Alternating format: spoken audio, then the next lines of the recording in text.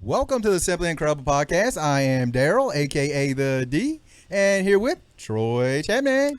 What's you say, my friend, Mr. D? Rizzle is in the house, and we brought two more friends with us. Let's see. Troy, who should we talk to first? Well, we'll start here. We'll go clockwise. Mm-hmm. Christian Booth, Christian welcome is back. in the house. Good to be back. Good to be back. And way to be late for work again. I mean, on your own time. Why, thank you. Thank you for the correction. His podcasting fame is going to get him fired. Legitimate point. Legitimate. And Sitting right next to him, future fighter. my friend and great training partner up in here, Kyler Winters. How's it going, everyone? What is up? Not a whole The lot. man with the great fashion sense, or so he thinks. I'm Don't styling pick in my own on way. don't pick on Kyler's fashion I'm sense. styling in my own way. You just envious of the I am a little headband. jealous. I'm not gonna lie. The way you pull off that headband, it's pretty sweet. Let me tell you what, that headband is special to me. Because my son, on the night I told everybody, I stopped Muay Thai and I said, listen, my son needs a hit tonight. Now, you don't understand, man. He's been having a tough slump that he's in up to the plate, and I can feel that it's getting to him. And I said, and I've prayed, and I believe in the prayer that I gave. I mean, with faith that I prayed this, he's going to get a hit. I need all you guys to pray. Everybody, they were like, yeah, man, we got you, coach. That night, Connor hit a home run. And we had been making fun of because he had that rainbow-colored headband. And he goes, the power of the headband, brother. Power of the headband. I was like, after prayer, I don't know if that headband kind of ranks up there, but I'm going to look at it as a memorial. Was that the Xbox One hit home run? That was the one. I remember that day. I'd tell the full story, but I'm afraid Connor might choke me out for. It's got magic in it. Yeah, That was awesome. magic headband. Magic headband. Kyler definitely has his own style. Do you not have that superstition about something or at a specific time? I have to look in the mirror for a good half an hour every day.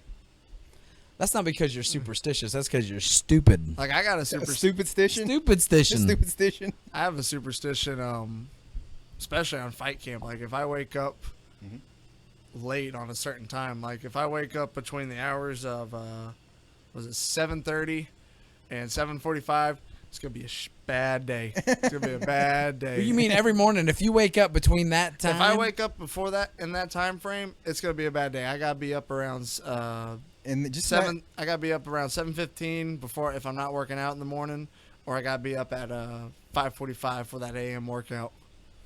Or Yeah. it's just gonna be a bad day. if I wake up at 7:45, it's gonna be a bad day because I'm He's late to late. work. You're way late. I'm not gonna be that late if I wake up at that time. You got any superstitions like that? Not anymore.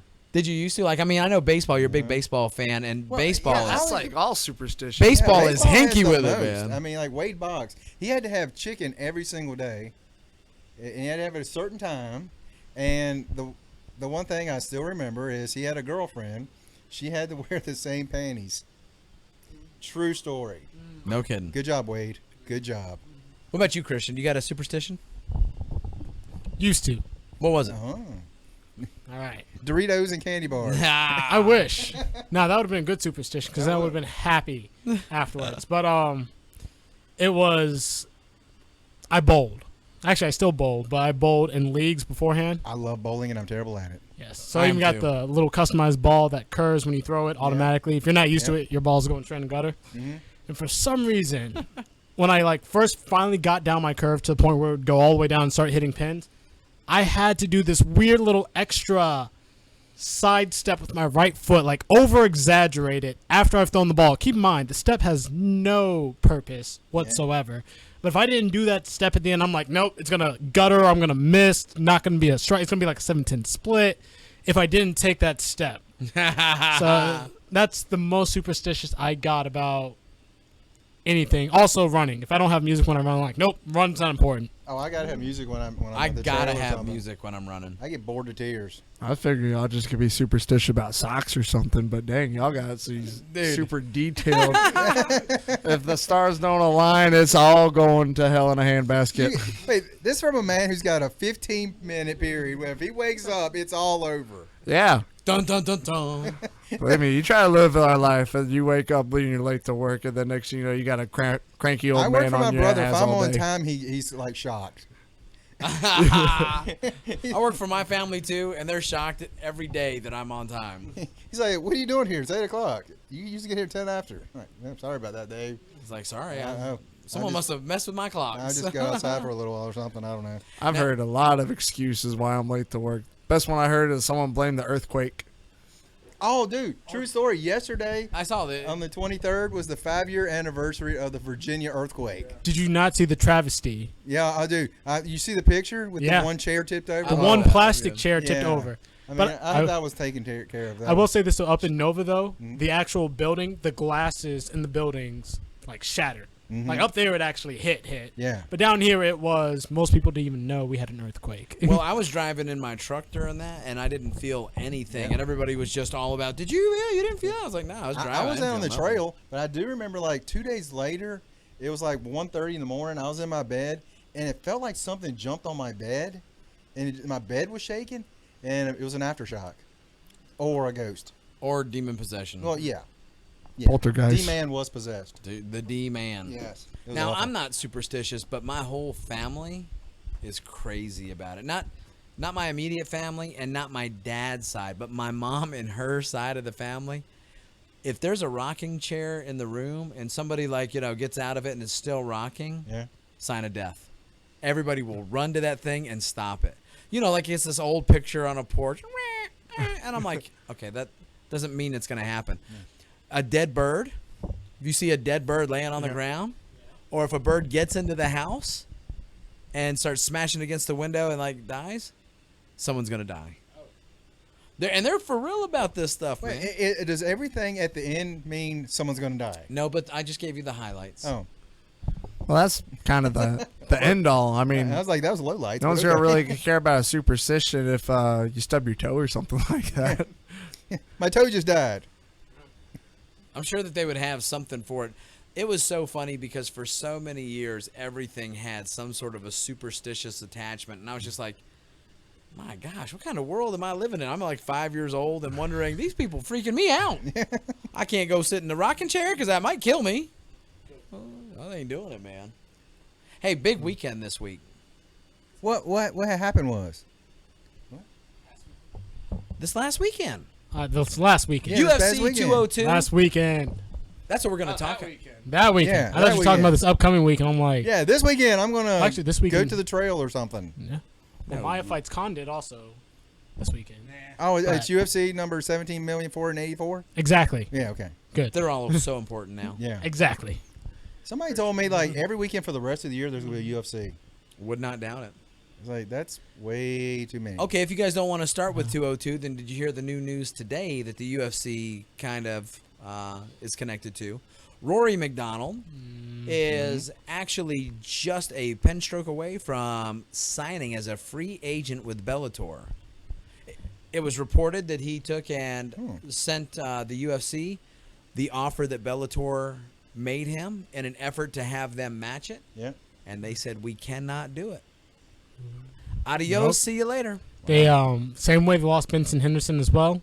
Yeah. My wife, big shout out to Faith Booth. Hey. Love her. Hello, Faith. She's actually ahead of me on the MMA news half the time. Sent me a picture, and this picture, top half is when we found out Rory McDonald was signing over to Bellator. When we found out Rory McDonald was signing over to Bellator, it's Anthony Johnson, hands up after his victory over Gustafsson, hands up like, woo! And then Rory McDonald, after he found out he's going to sign over to Bellator, and it's just Rory sitting there with a plain face like, Dude. Oh. I wonder. I don't know the details of his financial, agreement and stuff.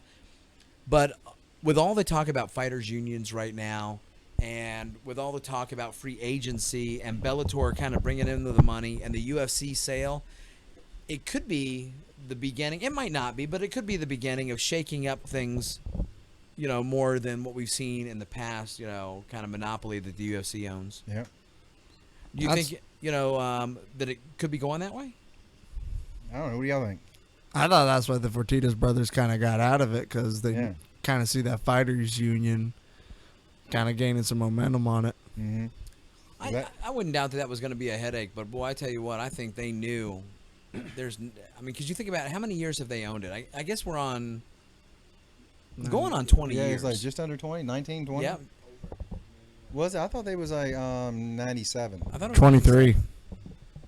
Was it? 93.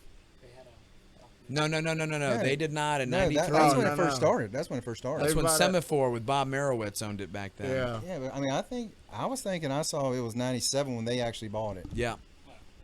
Yeah, the Fertitti brothers came in with Dana White, kind of like leading the charge. Because And bringing Dana their was money in. really trying to find a way to actually buy it because it was about to fold. And so he knew these guys, the Fertitta brothers. And they were like, let's give it a shot. I remember too, Joe Rogan had already started announcing before they came in, and I remember him touting the importance, like how big this was going to be, that Zuffa, was going to be the ones, doing it, the Fertitta brothers. And everyone was like, well, what are they going to do? Who would have ever guessed it would have gotten to where it is now? I wouldn't have. Would you? Back in the day, we prayed and hoped for this, but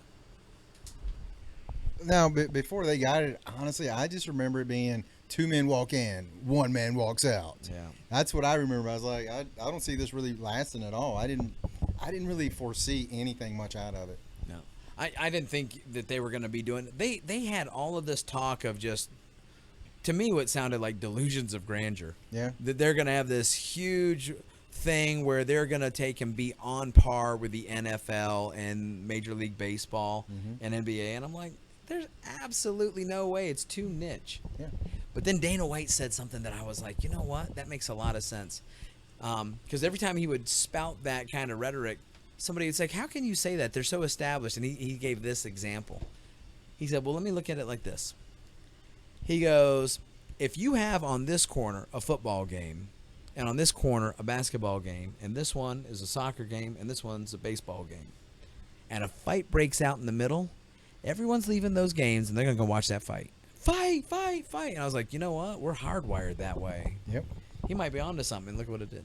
Yep. Okay. Gladiators at the Coliseum. I think it's easier too to kind of pick your favorite fighters, because trying to remember out all the superstars and the whole team. I mean, that takes some work trying to figure out a whole team, second string, third string, Oh, yeah. and all that. I mean, It takes an investment in time. it takes and an investment in Dude, time. growing up in baseball, I had them all. Yeah, I knew everything about everybody. you don't have a. You did, but it's still, you invested a lot of time into that. That was my life. That was what you Yeah. did. That's right. I mean, to me, it's like this. If football is your life, you know everybody, not just on your team. You know everybody on everybody's team. But in UFC, yeah, I mean, honestly, I remember Troy when we first started watching this.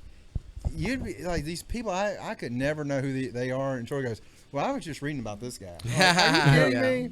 Everybody. There's only a handful of them that kind of were out there, but now you got everyone coming out of the woodworks. Yeah.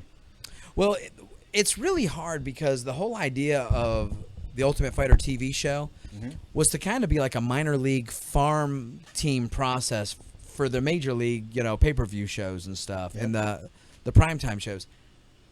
But the thing about it is, so many of these guys come in, and unless you're watching, that whole kind of background and watching them go, because I don't watch the Ultimate Fighter anymore. Oh, dude, I haven't watched it since about season 10. I got kind of played out with I don't even know the what drama. it's on now. The drama does not interest me, not even a little bit. Not It at just all. seems like a movie I've seen a billion times. Interesting fact about that: the drama over the last few seasons, because I actually started picking up watching it along with Faith, and the drama now really doesn't revolve around the fighters anymore. The only time you'll really see the drama is between the coaches. That's Yeah. why they always have coaches such as Sure, they're Was it getting ready to Fa- fight. You know Faber, McGregor. Like, well, yeah. You know, that probably started when they had Tito and Liddell. And Tito, what? Tito and Chuck Liddell when they Oh. were coaches. I bet that's about when it really started The doing like Iceman. that. Was it Tito? No, it was No. Liddell. Yeah, it was Liddell. It was Liddell. Yeah, and then they ended up still not fighting because Tito got hurt again. Yeah, that was the biggest thing. So Yeah. many of those times, that didn't happen just one time, but a handful of times. And you're Yeah. like, what? An anticlimactic finish, man. Because they know for months that the fight's not going to happen. Yeah, they know it So, already. like, immediately as soon as the season ends, quick announcement, this fighter's being replaced by this fighter. Yeah. And you're like, then why did we care about watching them be mad at each other, these two meatheads? Yeah, exactly. It's like, no. But I tell you what, the new Ultimate Fighter that they actually have coming up is the first one that sounded like something I might be interested in. The Battle of Champions. The one for Mighty Mouse's title. Yeah. Mm-hmm. Where all of the champions from all these smaller organizations, every single person is to be a world champion with a belt from another organization. Yeah. Coming on to fight to see who will go for the title of the UFC's with Demetrius Johnson. Like what kind of organizations? Oh, like FC1 and I mean just a lot of small alphabet soup, 3-letter, put together, Oh, like across America? like around the world. Really? Yeah, and I'll That's be honest, I'm not up on what organizations they are, but it made me at least interested to take and Google it and say, Yeah. okay, let's see who these guys are. You got to think about it too. They're still being coached by top contenders in the UFC at the 125-pound division. Yeah. So you got to also kind of think. They've been asked this before. How do you feel about teaching someone to fight someone who already beat you? And they're like, yeah. What are you gonna do, right? We make our money and then we teach them. Like, we're not going to deny these guys a chance. We had our shot. We'll get it another time, but until then, And they're getting paid. Do they have coaches? I mean, who's actually coaching? it'll be Henry Cejudo Yeah, Cejudo. and And is it Demetrius on the other side? Benavidez. Yeah, Benavidez. Joseph Benavidez. Mhm. Good call. So That's two guys interesting. that like I that. think went less than 2 minutes with Demetrius. Well, that's Both of those things I mean, weren't impressed by either one of those I matchups. mean, With to me, Nope. he is so good and he's so unbelievably fast. Yeah. Mighty Mouse is like, I can't imagine being able to actually do much with him. He's so fast. pound for pound. But there's I mean, somebody yeah. out there that will, I reckon, at some point. He's in the rankings. He's number one pound for pound. which Really? Yeah. Wow, It that's makes awesome. because if you think about it, he is so technically sound. Yeah. It's not so much that he's fat. Whatchamacallit, Dodson was faster than him Mhm. for the first round or two, but Demetrius was so technically sound. That was a good fight. It didn't do much for him. I mean, it worked until he got tired. Then he became a little bit slower than Johnson. Yeah, because Demetrius is a guy that for a long time he was on fight nights, defending his title on fight nights. Repeat, I was like, dude, this guy's so good, he should be on a card on a numbered UFC, and they kept pushing him back. I was like, dude, I think he's they were so good. There was Love very watching him. little faith about having that small weight class Yeah. be able to pull an audience. Mhm. But I think if you're an educated fan, I mean, you can't wait to see him. Yeah, If you're an uneducated fan, you want Brock Lesnar. Yeah. You want You the want the big- dinosaurs. You want the dinosaurs. Yep.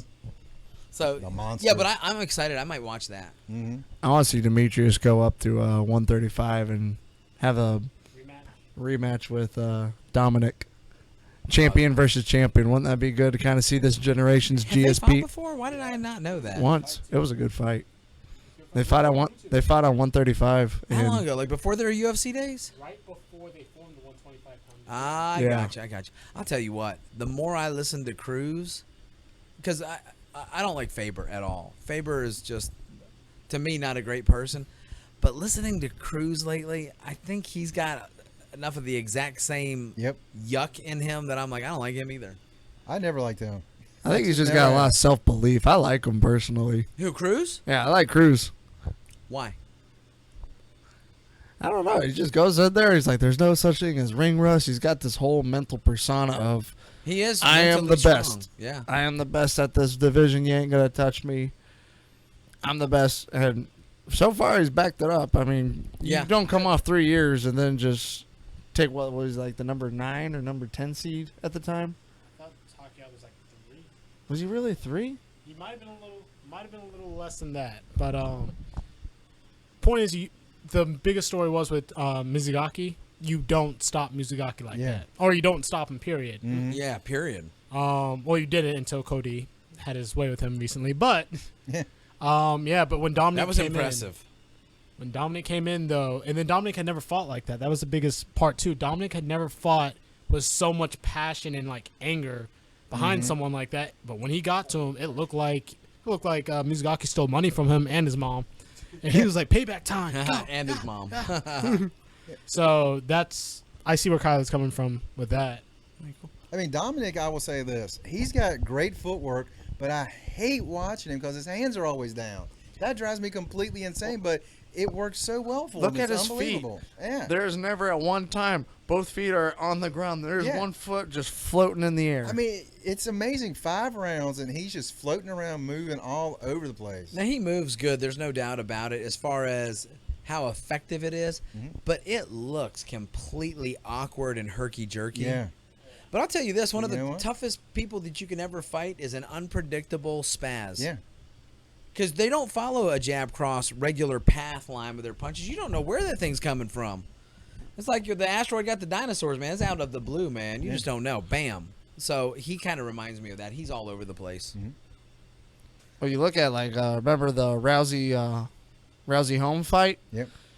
I mean, she had the same footwork. She was hopping, and she kept her stance the same. She just moved around in that stance. Yep. I'll tell you what, And though, never Holly stopped. Holm. And it looked goofy to a point. Well, but she looked so much more balanced than he did. He looks like he's Yeah. bobbleheading all over the place. Well, he kind of metronomes a little bit. Yeah, he metronomes. But like I said, you can't take it away from him. He's hard to hit. Yeah. He takes less damage than any other fighter in the UFC. Yep. Bar none. But it's almost like what Silva did. Silva led by attack by draw. He left his hands down. Yeah. You went for his head instead of for his body or legs. Yep. And then eventually you would punch yourself out to that point where he's like, counter. Yeah. So that's exactly what Cruz. If you ever looked at Cruz when he fought Demetrius Johnson, T.J. Dillashaw, big time. Dillashaw, when he was going for his legs, switching up the body, being relaxed, that's when he started taking the rounds. When he started getting frustrated and started going punch after punch for Dominic's head, that's when he started missing every single last shot. Yeah. And that's what led to him losing. Yeah. Mhm. Like, my personal opinion, he should have been able to win that fight. He should have, but he started getting to that mentality of, I have to hit him in the head.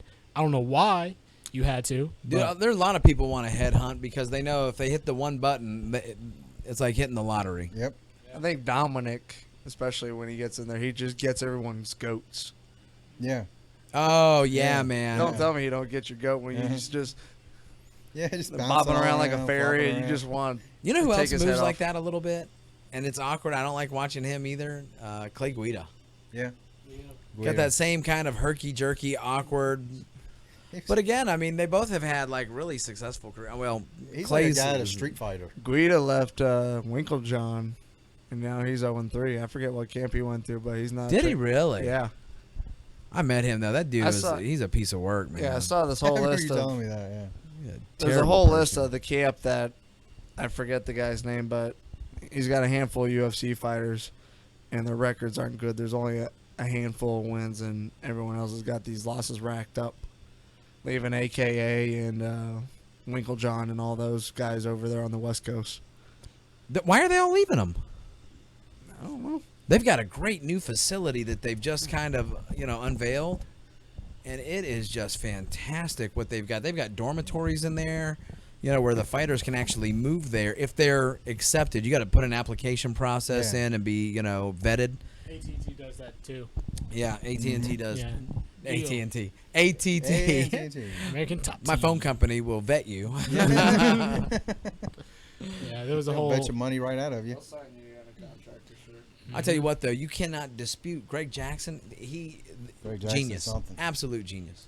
Ray Jackson, even the Black Zillions, like they have a good coach. I'm not sure exactly how he teaches them, but whatever he's doing, he's Are produced they results. still officially, a team? What, the Black Zillions? Yeah. I believe so. Because for the longest time last year, like almost for the entire year, all they kept talking about was the money problems that the team was having and that it was going out. Because, they bought like Jocko Sports and Yeah. stuff. And I think that they might have overextended themselves. But that's just my guess. I don't know. I haven't heard anything about them officially closing down. I heard about the money problems Yeah. time and time again, Yeah. but I never heard about them closing down. Yeah, me neither. All right. So- Is Rashad still with them? I believe so. I don't know if Rashad's going to stay active anytime soon or not, but I know Rumble is still with them. And Oh, okay. after 202, Yeah. That's a shirt I want to get. I love that shirt. it's Rumble time. Just says Rumble on it, the red one that he wears. Mhm. I like that. All right, hey, let's get down to it. Let's talk about UFC 202. Did you guys watch any of the prelims? I watched some of the prelims, but I didn't. I totally missed them. I watched a handful of them. I don't know if there's anything in particular y'all want to talk about those, or just hit the main. I'll be card? honest, you would have to take and actually bring the names up for me Yeah. to remember if which ones I'd seen. What? Was Cody on that one? Was he on the prelims? He was on. He was the main event for the Main prelims. The Fight Pass fights were the ones that actually had the knockouts in it. Lorenz Larkin knocked out what's his name? He beat Kelvin Gastelum. He was the guy notorious for taking fights on 2 weeks. I don't know. Skinny black guy, Neil Magny. Neil Magny. Oh, wow. Lorenz Larkin knocked him out in the first round. Even I think there was one more fight on Fight Pass. TKO or knocked cold? I think it was TKO. I didn't see it. I only saw the aftermath results. Oh, But, wow. Yeah, Larkin took that, and Magny, then he's a good fighter, too, man. he is. But Larkin's been stepping up ever since that move down from 185. Yeah. Mm-hmm. He has been something else. He's had that speed that wasn't helping him out too much up at 185 because he always had that weight. Yeah. He said something interesting too in his post-fight interview. He was like, "Yeah, I remember back in the day when I was up in my like, 210s, 220s." I was like, "What?" I know. It's like, how in the world? And he's like, "Yeah, then I kept dropping weight class, and now I just found my home at 170." I'm like, "What in the world?" But same thing happened with Diego Sanchez. What did he knock him out with? Was it a punch, a kick, elbow? I think it was a punch. Yeah. I think he got him with a good punch because Magny has gotten hit in the head. Since he's so light on his feet, when he gets knocked down sometimes. But I think it was a punch. I'd have to see the highlights eventually. What about the other Fight Pass ones? Do you remember who else was fighting on the Fight Pass? I'll be honest. I hate to say this, but as a consumer, when I see it's on Fight Pass, for most part, I write it off. Yeah. It's like, you know what? I'm the same way. If you think so little of it that you're going on the dare that I dare you to buy it. I'm not. Yeah. It's a shame too because some fights on Fight Pass I've seen it before, amazing. Oh, Like, dude. Sometimes they get fight of the night. Like everyone's like, "When was this fight?" It was on Fight Pass. Yeah. Well, if you go to a live UFC event, Mm-hmm. the start times on those things, like in Vegas, I mean, they're actually getting people in there before 5 o'clock. They Yeah. got fights going. Yeah. And it's all these ones that you never see. And there's nobody in there. Yeah. It's an empty Coliseum. Yeah, when Jones and Rashad went at it in Atlanta at the Phillips Arena, we got down there because traffic's horrible in Atlanta, so we got down Yeah. there like 4:30 trying to avoid rush hour and all that. And we got in there, and the fights were kicking off right there at like 6:30, 7 o'clock. Mm-hmm. And there was nobody in the Phillips Arena. I'm telling you, It nobody. was dead empty. Well, then once I think it was like the fourth or fifth fight for the main event, I mean, it just got slammed. Yeah. Who do you have the prelim fights? I got it right here. Pulled up. Yeah. Those names out. See if we. Covington and Griffin. I don't remember if I saw that one. I know And I did. how do you I- pronounce That was it? on Fight Pass. Uda and Vittoria? Uda and Vettori. Or Vettori. Something Italian. Something like that. But these were all on Fight Pass. Yeah. So you weren't going to see them unless you had Fight Pass. And then you get to your prelims. You had Marcos versus Casey. You had Lobov. Oh, yeah. Lobov. Whatchamacallit. Connor's guy. From Oh, yeah. Artem. Artem. Artem fought. Was that on the prelims? Yeah, that was on prelims. prelims. Hey, let's talk about that real quick because I wondered what you guys thought. I thought that was a really neat thing that they did. What they did is they had a representative from each of the camps, from Connor's camp and Diaz camp, get in there and fight it out. And it actually thought that was a pretty exciting idea because of what had been said at the last set of fights during one of the press conferences. My team will take your team out. Connor said something like that. And Nate just laughed. He goes, "Are you kidding me? Everybody I train with is like a world champion. I don't even know your guys' names." Oh, yeah. That's what he did. He Touch did button say- the park. That's when Touch Button the Park became a thing. Yeah. But those two guys, one guy was an experienced, like almost 30 professional MMA fights, and the other guy is a new guy making, his UFC debut and first You could steps. tell. You could tell in that fight. He was overmatched. He was overmatched. He wasn't. I don't think he was personally ready for the pressure Artem was going to bring, especially at a lower weight class than 155, where he was already knocking guys out in one hit. It was funny, though, because didn't you think he looked like he was emulating Nate, the Diaz style? He did until he got hit, and then he started backing up a little bit. Yeah. He got hit again, backed up some more. Yeah. I think I saw a Stockton slap at that fight. I saw it too, man, and I was like, "Oh, he slapped him!" I love that. I thought that was hilarious. It's like that's our signature. Yeah. But I don't discount him for losing. I mean, No. he's new. Honestly, give it up to the Nate for giving a shout out to him. He's like, you know what? He's new. This is his first time in the UFC. He lasted in there longer than I think Artem thought he was going to stay in there for, or anyone really thought. What a great chance, though, right? Yeah. You're on one of the biggest cards ever. Let's give you a shot, man. Go Yeah. do your thing. He even called him one of the hardest workers in the gym. He said, worked harder than me, was there literally every day, Good for him. training for this fight. That's Kyler, awesome. who else That's is? awesome. What's the next prelim fight? The females Bantam Pennington and Phillips. Pennington's that chick who looks like she's fresh out of the pen Oh yeah. with all the tribal tattoos running down her side. Gosh, I'm trying to remember if I watched that. I don't remember. I didn't see that one either. Might have been when I was flipping the steaks. I think that's when someone got knocked out, wasn't it? Wasn't there a knockout on the females? Submission or knockout? I know the fight ended. It was, yeah. Actually, that was the first. It ended when it was over. Oh, that's No, right. it didn't. No, Still going on. still going on. Yeah. Point is, Pennington dominated. Very Yeah. cool. All right. What was the next fight on that prelim? And then No Love and Muzaki. Or Oh, Mizaki. Cody? Yeah. You know, every time I look at him, all I can think is, gosh, that tattoo on the front of your throat must have killed. He's a pretty boy. But that just looks like it would hurt. Who would do that? People love him. I've met a Oh, he's- handful of people who get that tattoo. I had one guy down in Atlanta. He got swag. Like started almost like from The word swag across his throat. SWAG in like big ghetto green letters. This is a white guy too. Wow. And I was like, All I oh, can say is congratulations. Yeah. That's Hey, a we'll bad- find you in a crowd if we lose you. yeah. It takes a special person to be like, What'd you think about Cody? I got swag. Yeah, you do. you. Yours are all pop vinyl. Yeah. Funko. Cody's And on the the people roll love right him. now. I think he's just riding this gravy train to the top. Mhm. I'll tell you what, he keeps being like a front and center superstar like he is with Mhm. his performances. Because Yeah. right now, Dominic is like, you're not jumping in line. Earn your shot.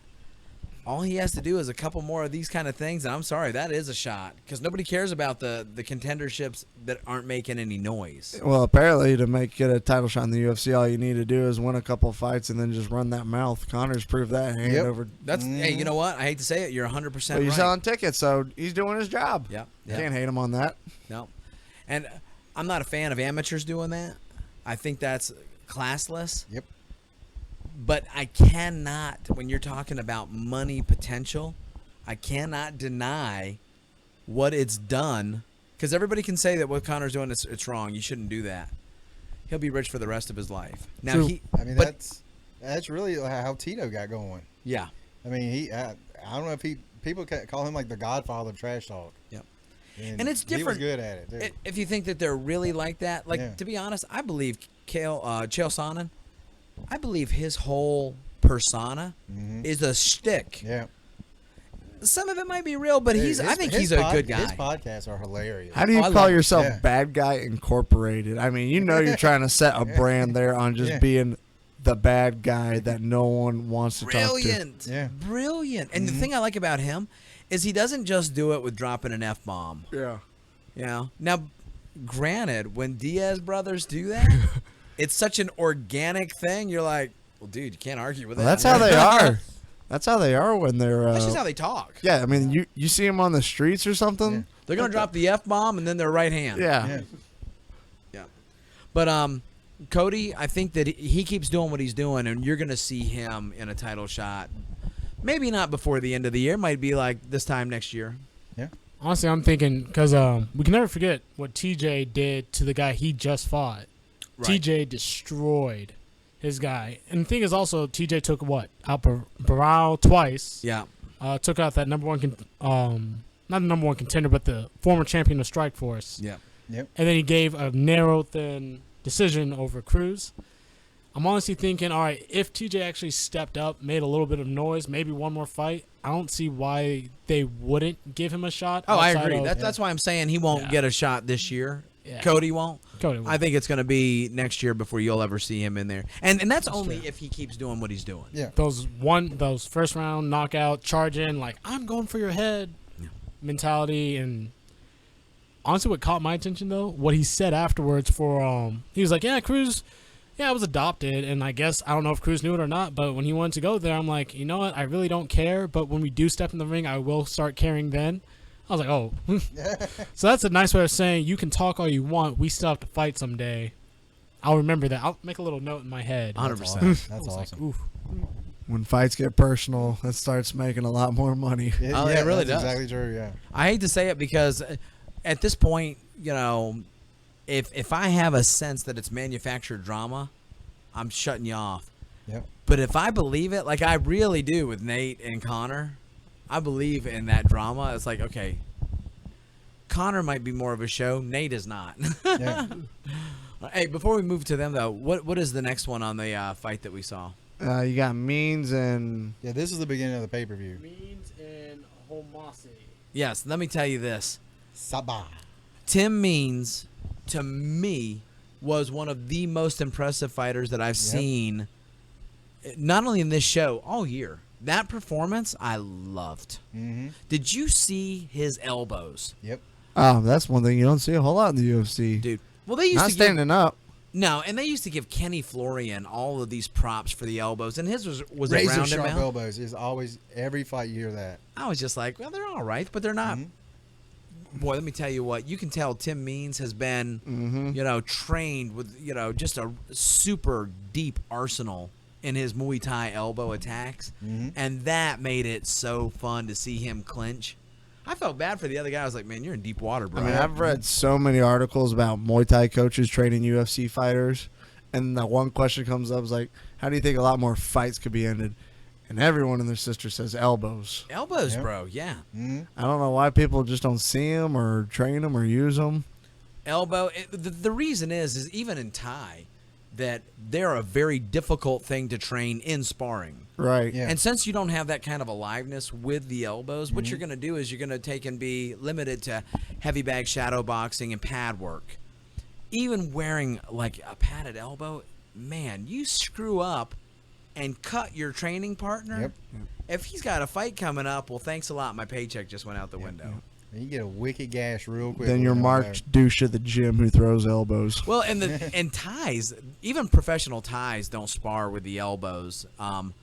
Those guys, though, they have a fight like in Thailand every other week. Oh, you have a fight tomorrow. I forgot. Yeah, no, you have. Don't drink tonight. You'll be out tomorrow. Weigh in. You ever 5 seen mile those- run. You ever see those guys out there? Especially the coaches are legendary for this. They'll be ringside smoking cigarettes and knocking Oh, in back the Lumpini sauce. Stadium? Yeah. Oh, my gosh. They'll be sitting there knocking back the sauce and drinking everything. I was like, that's my kind of training.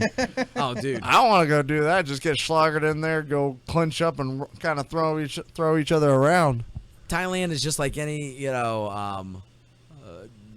one of these places that has the extremes. One of the most beautiful spots in the world in some locations, and a cesspool in the other. Because, like, in the Thai boxing world, it's all gangster run. And Everything in the fucking game's gangster, oh, right? dude. Well, their music is awesome, though, right? I got it on my iPod when I ride. Do you really? No. Oh, Lord. Well played, sir. Well played. I was like, why would you listen to that? That sounds like someone ran over a cat and then backed up and ran him Just over gets again. me hyped sometimes. Just keep doing it. If Just I keep ever running over. give you a ride anywhere and I tell you better not play garbage, you better not play that. what garbage? Actual group garbage? They're great. My buddy, when we first started doing Muay Thai, I started doing Muay Thai in '92, and I remember it was really had a traditional slant to it the way it was. That's how we came up with the Muay Thai and Jeet Kune Do and all this. And my buddy Shannon, he was so hyped. He took and found a place where you could order Thai music. And I remember being over to Gold's Gym, and he got this stuff, and he was so excited. He goes, I got some real Thai music to put in. And he put that stuff in. I remember... and at last, I was like, I was like, I can't, dude. I cannot do that. He goes, well, man, it's great stuff. It's a cat dying. That's what That it is, is. man. Horrible. That is horrible. That's Fred the cat. They need a reinvent and play like dubstep and house music. That'd be tell ya. something to watch. That made me want to hit somebody. I'll tell Can you you that imagine much. watching a fight when dubstep's playing? Because people just naturally panic when that stuff's on. It's like 175 beats a minute. You don't know what's going on. Dude, I'm such an old man. If you want to get me good training, man, I need a hairband playing. Yep. You got some Van Halen in there? Yeah. Crank it Give up. me some Metallica or something. I'm good to go. Oh, man, I'm in. Yeah, I listen to weird music when I work out. I got what do you some listen weird to? Stuff. A lot of this house music, dubstep. Not really so much dubstep, but like the Chainsmokers and this is techno stuff. I got a little bit of I got some hair metal in there though. AC/DC, Oh yeah, I know you're Yeah, Poison, yeah. Foreigner, Jukebox Hero. Yeah, I can take Oh, that. that's I'm good rocking stuff. out on Jukebox Hero. Mhm. Don't matter what I'm doing. Jukebox Hero. I hate to say it, out of all the songs that you could have picked, I'm disappointed that was on your playlist. Really? for a hairband, the Dude. pacing's too slow for me. Video killed the radio star? Oh, I like that one. A little bit of Radiohead too. I like some Radiohead. Yeah. Now, what about you, Christian? What's your playlist? Oh my. Real shit. Oh He's my. Christian's in the country. No. He likes some Jason Aldean. I No. don't wanna go. Not even close. I'm pretty sure I actually develop headaches sometimes when I listen. Christian, do your Keith Urban karaoke. I don't even know. Yes, this- don't act like you don't know. Christian's got Keith Urban down, man. Even the stars fall for you. Ready, set, go. Stars fall for you. Late at night, the stars are bright. Deep in Yeah. the heart of Texas. That's me singing right now. all I know is I learned that on Pee Wee's Big Adventure. That's a thing I refuse to watch any Pee Wee. Even when it came out, I was like, that's I love stupid. that. I love the first movie. The second movie was absolute trash. No, Mm. that's But the that newest first one? movie though. It was awesome. Hold on, playlist. What did you have? Okay, so it ranges. Country. Nope. Flow Go ahead. Rida? No, I actually love me no. some Flow. No flow. I love Praise some Flow music. Rida. No, Gospel. not even close. All right, so a lot of my music is Do from Strike. back when I was in 10th grade when certain songs were hit, like Bartender, That's as far as he ever went in communication. T-Pain, Oh. T-Pain, Akon, Buy You a Drink. So T-Pain was there. Also had my mom's CD of B.I.G., Life Hey, After Death. Can I pause you right there? I had a friend of mine one time who said, Troy, you got to listen to this song. I was like, it's really good. I was like, okay, who sings it? And she goes, Akon Feet. And I go, Akon Feet? What is that? And I looked at it. It was like, written on like this playlist, and it said like Akon Feet featuring Yes. some other person. I was like, that ain't his name. That means featuring, dummy. You remember what song it was? Oh, heck no, man. I just remember to this day, if I hear the word Akon, I'm like, Akon Feet. So, That's awesome. Akon Feet. Akon Feet. Let's see. I actually have John Legend on my iPod. So, for example, I will stay with you. Sing it. Number one. I didn't even skip a beat. I am not singing it. Nah. And what else do I got? I have a lot of Mos Def. Let's see. Jay Electronica, Talib Kweli. We're in deep water right now. Oh, yeah. See, rap. Jamiroquai. Jamiroquai. Got some. Flocka. Nope. I have to at least somewhat be able to guess what you're saying. Okay, let me ask you this then. If you had one workout song that for the rest of your life, you only get one, and if you're gonna need it to pull you through a workout, what's your workout song? If you had to pick one. Wait, does it have to be on repeat? Yeah, it has to be on repeat. Ooh. You are on a desert island with a treadmill and one B What record. song is your Wilson? On Yeah, the- that's it. What's your Wilson? Okay, I got it. Hold on for one more day. All right, Christian? I guess I'll go first. When the song Just Begun, Jay Electronica, J. Cole, Talib Kweli, and Mos Def. When that song came out and I got into my iPod, I replayed that song 127 times. Dude, I'm that way. If I find Yeah. one song I love, I burn it into the and I worked out to that song day in and day out. So, Just Begun. Just Begun. Go. What's yours, Kyler? Probably Tiny Bubbles, Don Ho. He's like, what's a Don Ho? what's a Don? I don't even know that chick, man. I know, he's a Don. Don who? Can you hook me up? Actually, he was joking. Yeah, hon. Maybe he was. Probably Lincoln's Park, Place for My Head. Because that song just starts slow and then it just. Dude, I like that, right? Where they Yeah. crescendo. Yeah, they crescendo it and then it Lincoln just Park, starts what was the hitting. name of it? Place for My Head. Place for my head. That's when they came out, started doing that stuff with Jay-Z and the hybrid theory. When they're I mixing, love that album. yeah, when they started mixing all the rock or punk rock, whatever you want to call it, alternative, with rap and Jay-Z. I know a lot of people in the rock community, they hated that, but I was like, I'll give it a go. Yeah. Anything Yeah. different is gonna be hated on if it's Yeah. getting attention. Mm-hmm. Ain't no different than the fight game. Yep. D. Well, everyone knows I love Lady Gaga. Do you really? I Oh, he love loves Lady me Gaga. some Gaga. Love me some Flo Rida, but I'm gonna go with One by Metallica. Oh, There you Absolutely go. love that. You have that on, it's just like that. You just got that slow beginning, and then just drills you for about the last 3-4 minutes of the song. love that. Yeah, Love that. If I had one, we've There's- only just begun. yes, it is. Now, Ice he's Castles, going. Let's see here. Is it gonna Sounds be, of Music. Backstreet Boys. Backstreet Boys. I love. 'em. Backstreet's back. All right, I don't know why he always pushes his playlists on me. dude. Because probably it's good. That's why. I like the Beach Boys. Actually, I love anything with a good harmony, even boy bands. I He loves boy bands. love the Beach Boys when I was growing up. I loved them. See, Beach Boys were great back in the day. No They doubt were about great. it. And you know, They were the OGs. for They us, were for us, awesome, for us old people, it still That holds was, up. yeah, that was fun music. Mhm. So anything that's even reminds me of that kind of harmony, I love. Honestly, you have some Bee Gees playing. I love the Bee I am Gees. right I in the can't middle. stand the Bee Gees. You can't really. I What? can't. Hey, you need to listen to a mashup. My brother, Oh, my that dad, dessert. my dad and his brothers, when growing up, whenever they got together, they play that vinyl track of Bee Gees Yeah. and just blare it. Tracks, son. Plural. Yeah, plural. Yeah, you get that 8-track, click it. You know in what you there. need to do then? Oh, it You drove need to me get up a the wall. AC/DC Bee Gees mashup of "Shook Me All Night Long." No Saturday. way. Awesome. Hey, They'll put the music on for one and play the lyrics of the other, oh, and it works. I thought you did like they collaborated. I was, No. Collaborate and listen. Ice is back. With a brand new invention. And we lost 2 of our guys Yeah. just then. It's been forever since They I've don't know listened some to. Vanilla I Ice, know Ice Vanilla Baby. Ice. I just haven't heard Couple that of song. puppies. Well, anyway, what's your song? Yeah.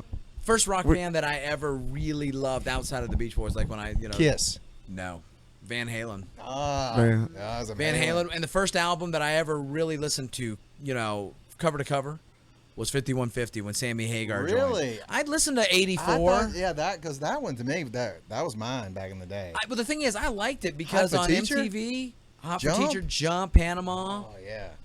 But there was something, for some reason, one of my buddies, it was Shannon and Jason, Mm-hmm. had a copy of in concert Van Halen Live Without a Net, Mm-hmm. and we watched that thing a billion times. And I got to know the band, and it was exciting because they had a new singer. But the song is Dreams. Great song. Love That is a great song.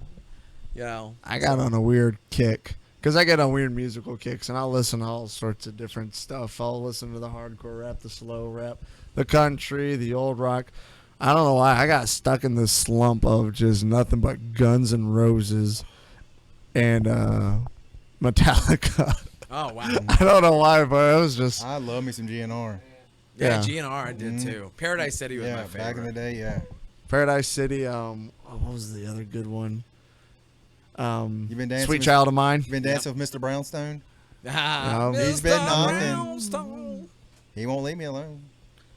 But I liked the ones that I they loved get Rocket Queen off that first one too. grief for being really cheesy, and I can't help it. I love them because that was my era that I listened to all whatever's really popular. Like I loved Def Leppard, White Yeah. Lion, Winger, White White Snake. Snake. Wait. Yeah, it is. Oh, dude, Love love that. love those. Yeah. That's my That's, playlist. that's his hairband group, yeah. I saw That's a legitimate question. when I went down to Georgia last time. My buddies, they were going to see Def UFC? Leppard. They were going to see Def Leppard and Poison, Now that and I really, yeah, I know, right? I really wish I didn't go Why? What? because they're old now. They don't sound the same anymore. He's Love got. me some Round He's Were Were they like not that good? the show was good, but The just sound was the sound wasn't good. Yeah. I mean, you could hear it in his voice. He's just, I don't know what he's been doing, if he's drinking or smoking, but it just wasn't the same when he was hitting those key notes. Mm-hmm. I hate to say it. I mean, but they played, I mean, beautiful in unison and everything, but when it came to the vocals, it was y'all got some wear on you. Yeah. I was happy they weren't lip syncing. Oh, Stephen Percy. I Yeah. heard they're getting ready to maybe get back together. I think they're supposed to be going on tour again. Oh, Rat, Round and Round. Really? Way Cool Jr. They don't.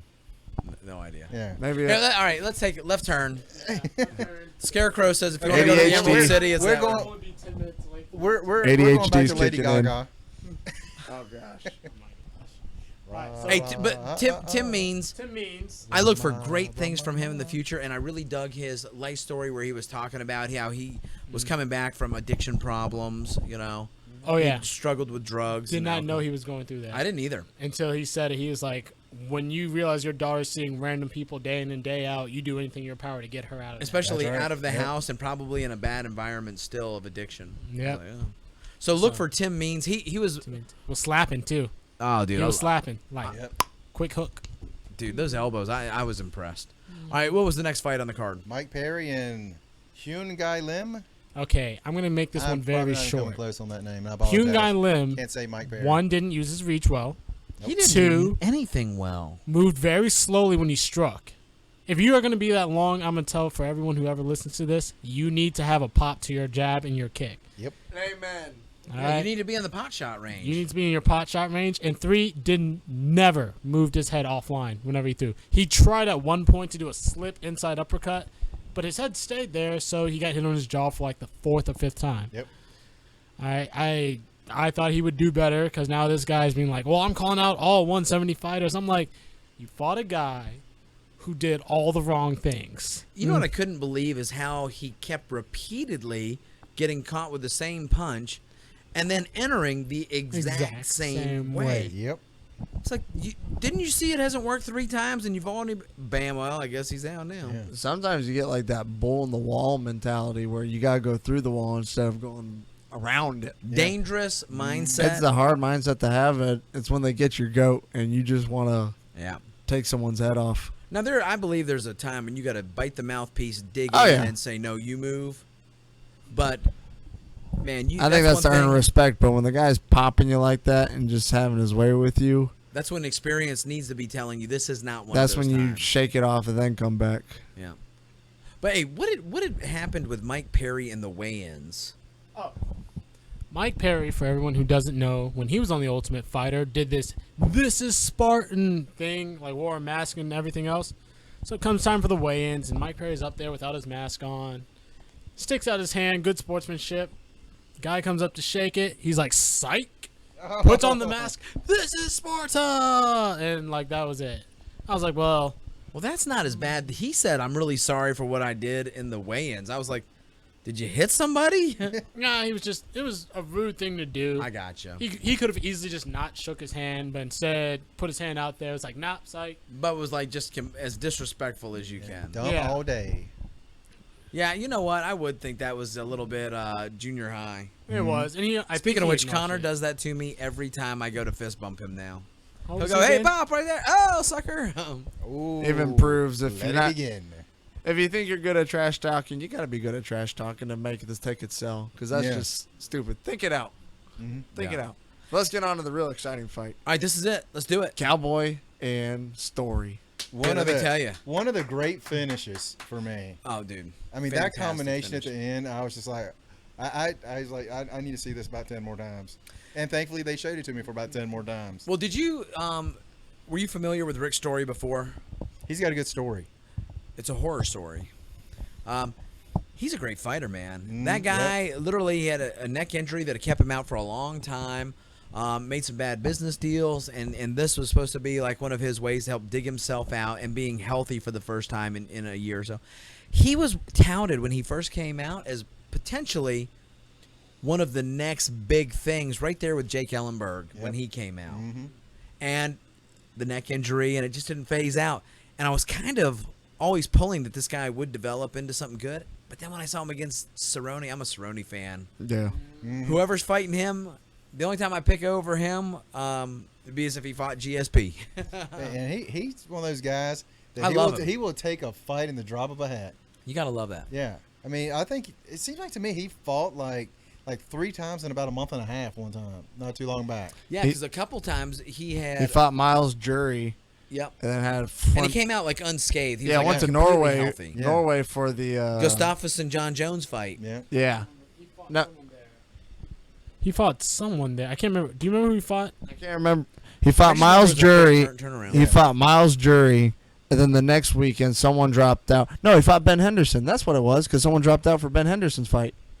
True. Yeah. That was the one where he took it up on 2 weeks. Man. Drove, did whatever he had to do to get there. Mm-hmm. And fought Ben Henderson, who was getting ready for Eddie Alvarez, who had to leave because of either A, an injury, or B, personal family reasons. So one of those 2 reasons. And so that's when you saw Ben doing those side kicks to the leg because he was getting ready for a boxer. And he's like, close enough. But I'll never forget the weigh-ins because they both weighed in with like their clothes on, came in, hugged each other up, took photos with each other because they're best friends now. You fight someone twice, whatever bad blood you had between you, come the third time around, it's not there. You're like, all right, we know what's going to go down. We're going to hit each other. We're going to be fine afterwards. Mm-hmm. Hold on. Kyler's over here giggling. I got an internet meme I just pulled up. It says, curiosity may have killed the cat. I saw Let's scare that the one. crap out of the dog. These little kid's about to push the brown button on the dog. I was like, you can describe that, but that's a really visual joke. Hey, yesterday I showed that one to Connor, and he was like, Little jokes like that get me. But Hey, I think can you put that meme up on our on the podcast? Somebody send it to me. you You gotta send it to D, man. Thanks, sir. But I think Cerrone right now, especially the lightweight, he's the gatekeeper. Well, You got to if you get past him, you're worth something because he stops a lot of people on those 3-4 fight win streaks. Yeah. They get Cerrone, and it just stops right there. Jim Miller was a perfect example of that because Jim Miller was on a tear. Yeah. And the next thing you know, I remember push kick, that. push kick, head kick. Yep. I tell you this, I hate that he's thinking about going down to fight Eddie Alvarez, because after the fight he made that kind of alluded to the fact that he had business at 155 to take care of, because he is on such a tear at 170 because it is his better weight to fight at. Right. He comes in at 155 and he looks just like a concentration camp. Did you hear how many times Rogan mentioned that? Yeah. It was like then he gets in the ring in the cage afterwards, and he's like, "Yeah, I'm going back down to 155." Rogan looked like he was about to swallow the microphone. But he you was know like, what? Wait, what? You doing what? Yeah, I think even his coaches in the post press conference, they had mentioned that the coaches were like, "We know you're going to do whatever you want to do." Well, if you beat the champ once, That's what. And the thing is, I have to say this about that. Cerrone has had title shots. This is one that, if he's beaten him once, he might have that confidence. I think he struggles mentally with the fight game. That's his words, not mine. That he does have pre-fight jitters that are so out of control that he hates it until he's in there. I think he's got a problem with his body. I know that because that's how every time I see him lose, it's something with a body shot. Well, not only that, he starts slow. And this time, when they went at it, he did not start slow Saturday night. They said go, and he was in, dude. But if he goes up to welterweight, that's He's at welterweight right now. I know. Well, if I say when he gets to the top 3 guys, Yeah, you're right. Tyrone Woodley, Robbie Lawler. Yeah. That's some big. You want to go be fighting dudes. those guys? I'm with you on that. That's a lot. That's a lot to try to chew off. Mm-hmm. Those are all big monsters. Especially after Tyrone, that vicious knockout he put on Robbie. Let me tell you something. If anybody who knocks out Robbie that viciously, you got to be serious about even thinking, I want to get in there. That's a man that just takes a beat and just keeps running forward. He's a Timex kid, man. Take a beating and keep coming. Scary, scary, scary. I will never All right. fight at 175 as long as he lives there. You got anything to add to that, Christian, or are we going to the Conor McGregor? We got Rumble before that. You got the Rumble. Gosh. That's a very short thing to talk about. Wham, bam, thank you, ma'am. Well, I think that was one of them. Don't get hit by Rumble. Yeah. Period. There you go. Don't you love it when after the fight they go, hey, let's watch the complete fight again? Oh, yeah. I'm like, thank goodness. It was 14 seconds, dude, man. Don't get hit by Rumble. But I will say this before we go on to Conor and Diaz, because I got to get going.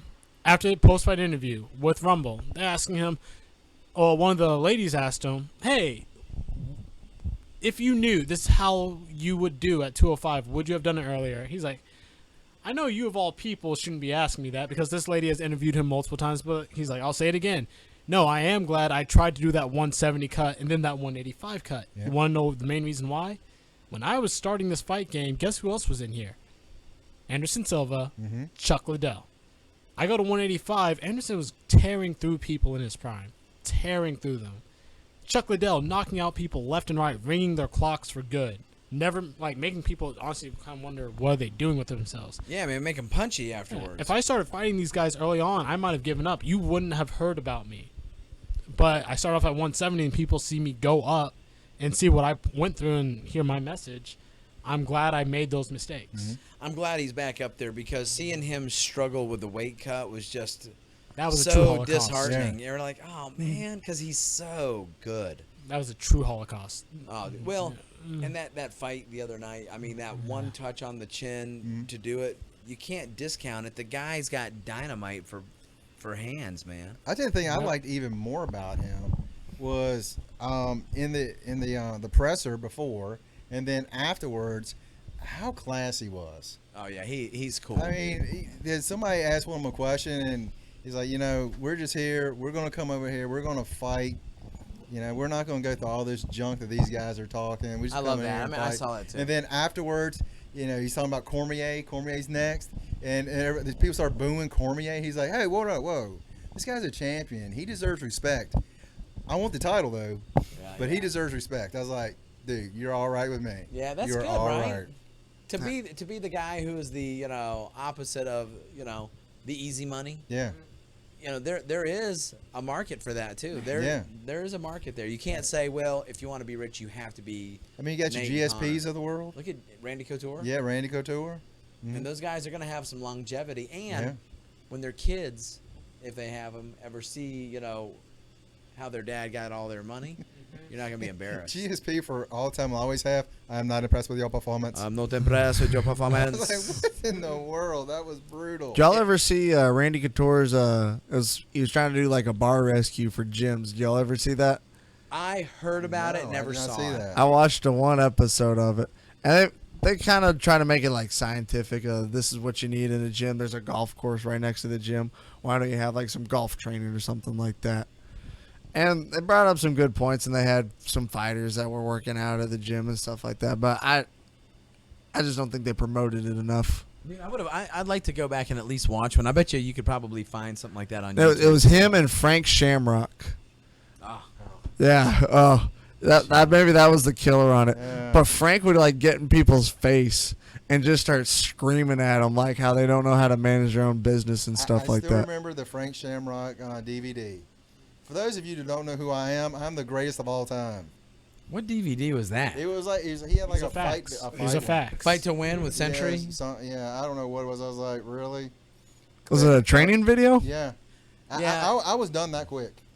Century at one time had a series I remember them. with I Jens bought Pulver. the Jens Pulver Yeah, one. you would have. Little Evil. Yeah, the dirty boxing. Just learn the secrets to the. I saw right it. It hook. wasn't that bad. I mean, it was some basic stuff, but It was the basic. I thought I was gonna get like some Shaolin monk hidden dragon secret weapons to Touch of use. Yeah, just No, for the not on just that one. just have the touch of death to the liver. Well, Century was one of those. those guys that would sell you a video, and you'd pay for the regular price, and then find out that the video was only 25 minutes long. Yep. Yeah, Why didn't I check that? Like $5 a minute? What? I spent like $65 on 4 videos that were probably 15 minutes long. Yeah. Complete. It's like they combined for an hour. Not even an hour. I was, Okay. and I really wanted to learn the mitt work and everything. If I was just like, hey, let's just see what this is. I would have been pissed. Dude, I've had a lot of those buyer beware moments. Mhm. Now, Amazon is my best friend with their reviews. Good. Dude, I Good. doesn't matter what I want to buy. I'm going to look at Amazon reviews in Mhm. mass before. What about when you buy really cruddy gear? Have you ever bought cruddy gear before? I've been blessed, and I don't want to say that because that is one of my superstitions. The moment I say never, the next thing Yep, I buy next will time. fall apart. Mm-hmm. But, I read every Amazon review over and over. Like, before, I always thought it was kind of like lame to do that much research. I was like, just buy it. You're not broke. Buy it and see what you got. If it's not great, then you learned your lesson. Yep. Screw that. True. Okay, let's All right. get on with Yeah. it. Let's talk Conor Well, McGregor. isn't that the end of the fights? Thank you. Have an incredible week. You shush. Your lying self. Well, he just got muted. Oh, no, you do not mute Yeah, that tell him fight. no. You don't mute that fight. Now, this fight You guys came want to back start with like arguably with fights? some of the best hype in the UFC because of the last one not happening when it was supposed to at UFC 200. Arguably, yes. Flat out, the whole thing with that whole not happening at 200 was, well, Dana, this is what you get when you spoil your child too much. Well, that's exactly. That's I would exactly- say yeah. that's exactly what that Like, is. when you want to give him the world but don't want to really punish him whenever he don't want to do stuff, this Yeah. is what happens. Oh, now Dana wants to be a parent. That's pretty much what everyone looked at that whole him not being at 200 was. Yeah. He says, look, I had a lot of things to do. Then I had to fly across the ocean and then fly back across the ocean again. It just wasn't going to be right. It wasn't going to fit. I was like, man, look, for your second fight, for the one that just happened, you just made a gym in Las Vegas. It's not like you gained much money between 200 and 202. Yeah. So it's more of you thought you could get away with it. You learned exactly where your place is. Connor You're should have fighter. taken care of his media obligations, no doubt about it. But some of those I think could have been foregone with just technology. Yeah, Yeah. you can Skype these things easily. Dude, Yeah. set They it could. up and do what he's doing. You want your guy to be the best product possible. Mm-hmm. Let him train. You mean to tell me they can't put a Conor McGregor hologram in that chair? Oh, dude. Yeah. There Man, it they is. got Tupac They got Tupac. holograms. Why can't you have a Conor McGregor hologram? The moment over they there? figure out how to make those UFC fight game figures look better, they'll take and duct tape these two idiots into a closet somewhere, and somebody will be like, "We choreographing this." Yeah. AAB square. You know? All right, but hey, what'd you think about the lead up? Get you hyped up? No big deal. He didn't care. Just wanted to see Honestly, the fight. it annoyed me, but I was already ready for the fight. Well, that's it. If you're already Yeah. ready, it's like I don't need to be sold. I'm ready. When at that last presser when Connor started throwing paper cups at people and stuff, I was like, I just don't care anymore. Too much. Too much on my. You hit someone actually beside your intended target Yeah. too. So lawsuit. I If you thought really that wanted too, to go that dude. far. All it showed to me was that he got into his head. It was like, I beat you the first time. Good luck knocking me out the second Yeah. time. And I'm like, Connor, come on, man. When Dana said, "Don't throw the cup," don't throw the cup. Yeah. We've been through this. He is your parent. He can punish Yeah. you. I'm surprised he didn't find him for that. Yeah, I mean, I don't Dana- think that's played out yet. I think he could see something. Dana from was that. just like, yeah, what are these idiots doing? He's like, yeah, we're done here. You see Rumble and Glover over there. They're just like, what, children? Like, children, come on.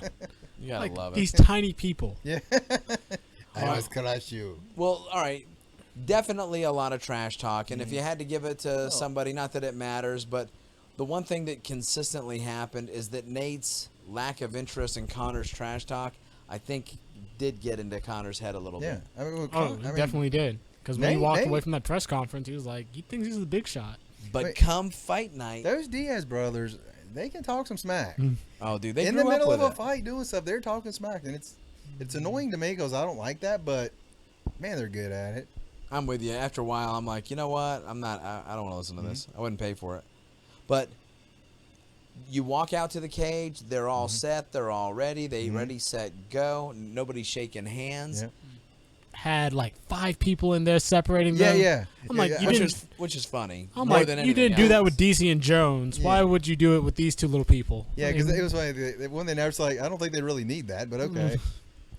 The fight starts out, and everybody's big question is this going to play out a repeat of what we've already seen, or have these fighters or one of these fighters made the adjustments necessary? Yeah.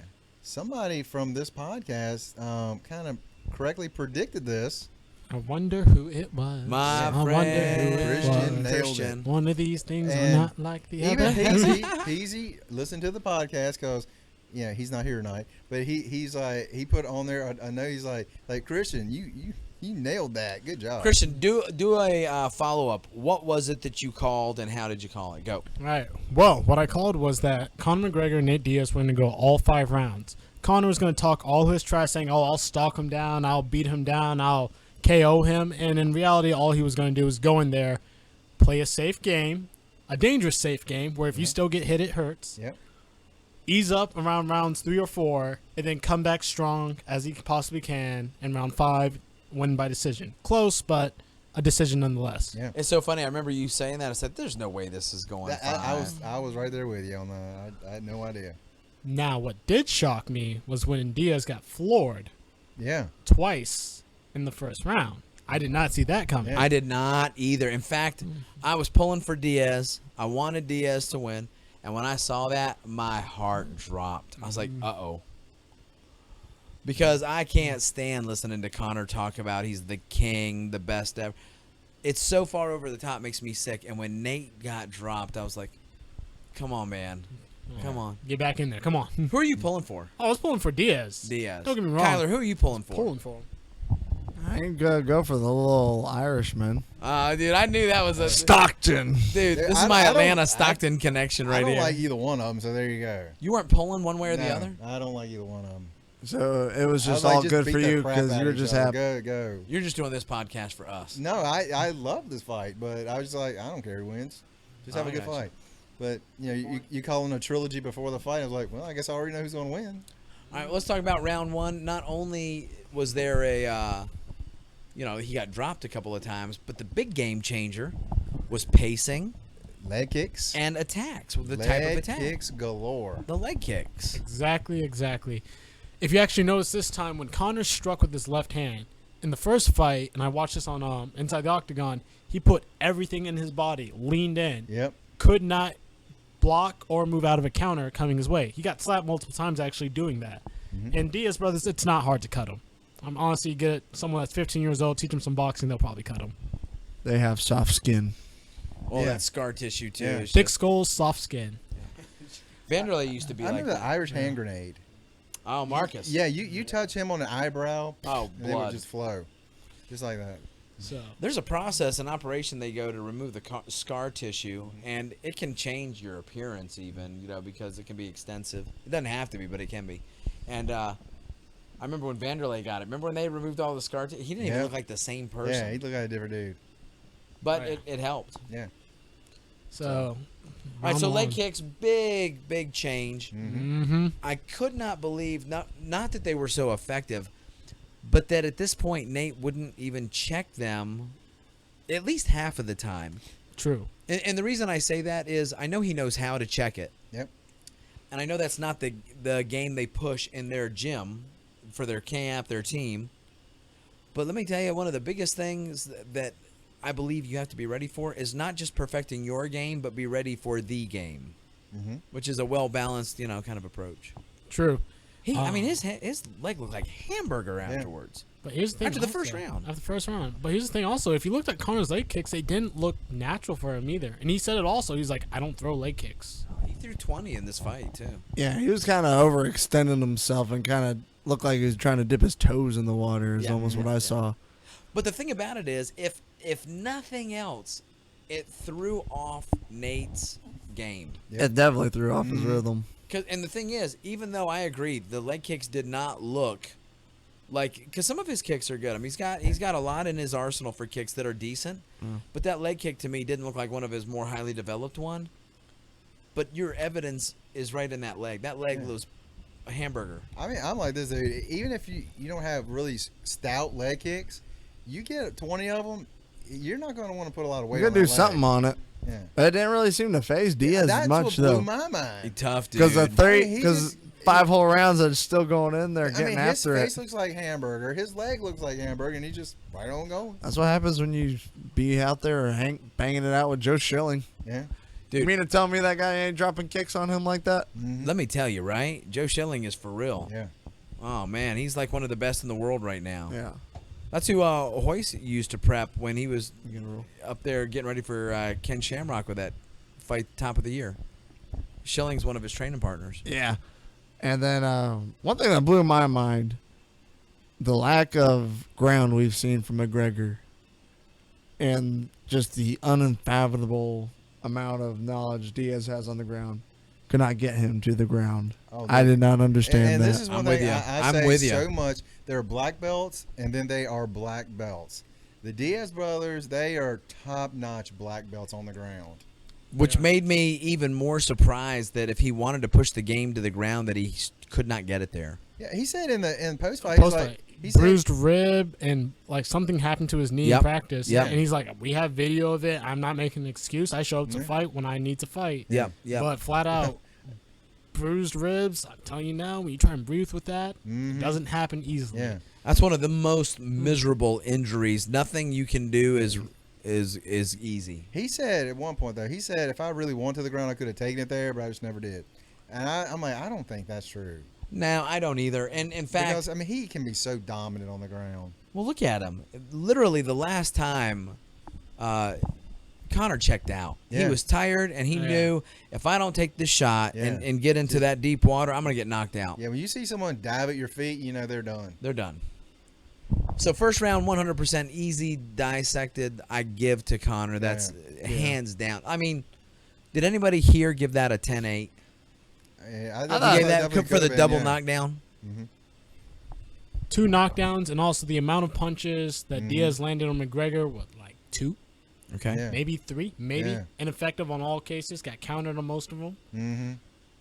That's a 10-8 round. You can charge all day, but if you get beat up while charging all day, you have proven to all judges that you're just a walking heavy bag. That's all you are. Valid argument, but the fact that, number one, I know Diaz bleeds easy. Yeah. And that he got knocked down, but he stood up and did not look like he was wobbled at all. No. He just looked like one of them, I think, could have been a slip.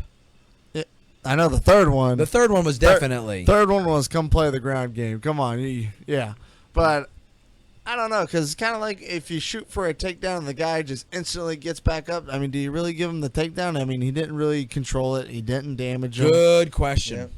I mean, same thing for a knockdown. You pop them one good time, and we've seen people where they go in and they slip on something, the invisible banana peel, and dude, they pop back up. Let me tell you, my second fight, I got a flash knockout.